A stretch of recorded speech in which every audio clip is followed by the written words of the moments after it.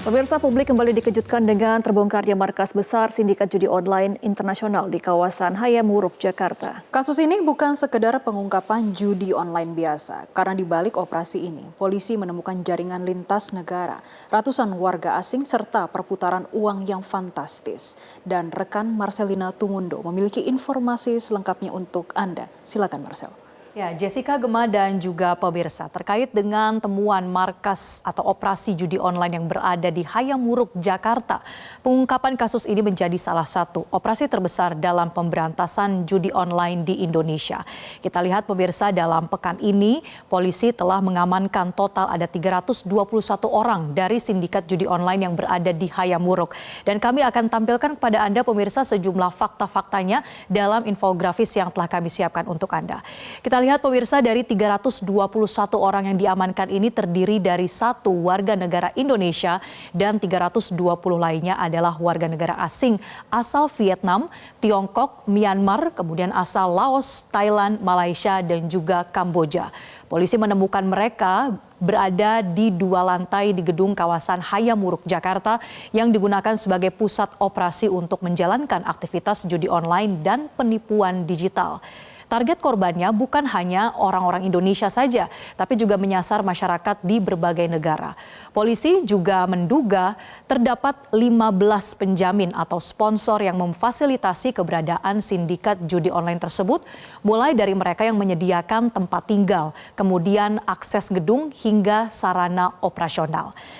Dan kita lihat pemirsa apa saja barang bukti yang telah disita oleh pihak kepolisian. Dalam penggeledahan ini, polisi menyita berbagai barang bukti seperti perangkat laptop, komputer PC, telepon genggam, kemudian juga paspor dan berangkas. Di mana dalam perangkat elektronik ini pun memang diduga digunakan untuk menjalankan sistem operasi judi online secara terpusat. Selain itu, polisi juga sudah menemukan 75 domain dan juga website judi online. Modusnya pun semakin canggih, di mana mereka bisa membuat situs baru dengan cepat saat domain lama sudah diblokir oleh pemerintah. Selain itu, pemirsa, petugas juga menyita uang, berbagai mata uang asing termasuk rupiah dengan rinciannya adalah 1,9 miliar rupiah. Kemudian terdapat 53,82 juta dong Vietnam dan 10.000 dolar Amerika Serikat yang kalau di total ini ditaksir mencapai lebih dari 2,1 miliar rupiah.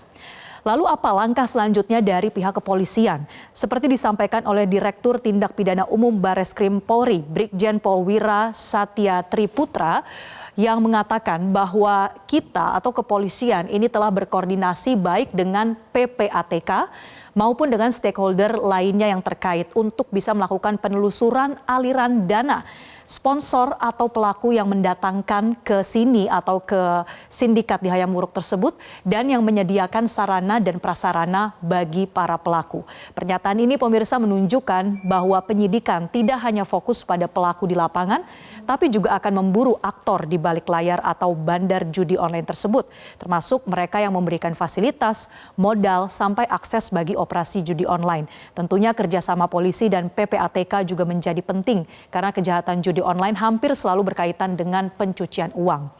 Selain itu pemirsa, kita lihat data di Indonesia. Menurut PPATK, di mana perputaran pada judi online tahun 2025 ini sudah mencapai 286 triliun rupiah. Angka ini sangat fantastis meskipun memang telah mengalami penurunan dibandingkan tahun 2024. Dan sepanjang tahun 2025 pemirsa, polisi juga sudah mencatat ada lebih dari 241.000 situs dan konten judi online yang sudah diblokir sepanjang tahun lalu. Tapi para pelaku terus mencari celah, mereka membuat domain baru, mengganti server, dan memanfaatkan media sosial untuk bisa menjaring korban. Kondisi ini menunjukkan bahwa pemberantasan judi online tidak bisa hanya mengandalkan pemblokiran situs, tapi dibutuhkan penindakan menyeluruh, termasuk penelusuran keuangan dan penangkapan dari aktor utamanya. Dan pemirsa, pengungkapan kasus di Hayam Wuruk menjadi alarm besar bagi Indonesia. Pengawasan ketat harus dilakukan di berbagai sektor. Kita lihat apa saja yang penting untuk menjadi perhatian. Yang pertama ini terkait dengan keimigrasian. Pengawasan terhadap masuknya warga negara asing harus diperketat, termasuk aktivitas dan tujuan kedatangan mereka ke Indonesia. Kedua adalah pengawasan properti, di mana penyalahgunaan gedung, apartemen, dan ruko untuk operasi judi online ini harus semakin diwaspadai. Yang ketiga pemirsa adalah pengawasan aktivitas digital tentunya terhadap domain, server, dan juga akun media sosial yang perlu terus diperkuat. Karena sindikat judi online ini terus beradaptasi juga dengan teknologi yang kian canggih. Dan terakhir pemirsa yang perlu jadi perhatian adalah untuk mengawasi transaksi keuangan yang mencurigakan, di mana kolaborasi antara Polri, PPATK, perbankan, dan juga seluruh aparat penegak hukum menjadi kunci untuk memutus rantai operasi judi online.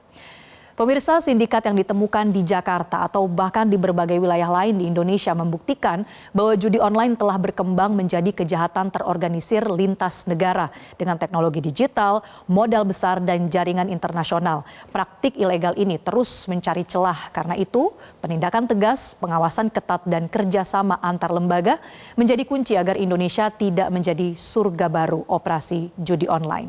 Jelajahi cara baru mendapatkan informasi. Download Metro TV Extend sekarang.